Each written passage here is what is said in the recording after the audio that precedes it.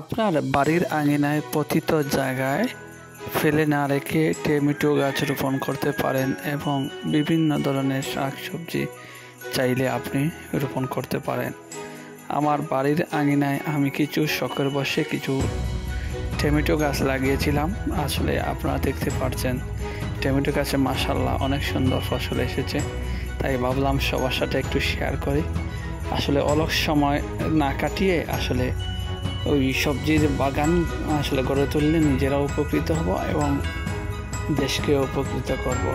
আসলে অনেক সুন্দর লাগছে। আমি আসলে দীর্ঘদিন থেকেই টমেটো বাগান এবং এই যে আমার বেগুন গাছ রয়েছিলাম চারা কিনে, সেগুলো তো আসলে ফল আসতে শুরু করেছে। আমি বিভিন্ন সময় এই গাছের ফ্রি টাইমে আমি কিন্তু গাছের যত্ন নিই এবং দেখাশোনা করি।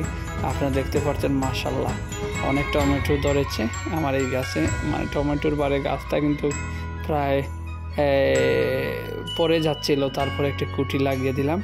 আপনারা দেখতে পাচ্ছেন আমার ছোট্ট একটি বেগুন গাছে কিন্তু বেগুন ধরেছে এবং অসংখ্য ফুল এসেছে এখানে দেখা যাচ্ছে। আমি ভিডিওর মাধ্যমে আপনাদেরকে দেখানোর চেষ্টা করলাম এবং আপনার বাড়ির চারপাশের আঙিনা ফেলে না রেখে আপনি চাইলে সবজি বাগান গড়ে তুলতে পারেন, অথবা ছাদে আপনি সবজি বাগান গড়ে তুলতে পারেন। আপনার নিজের লাগানো সবজি বাগানের সবজি খেতে আসলে কার না ভালো লাগে, ট্রাই করবেন। ওকে।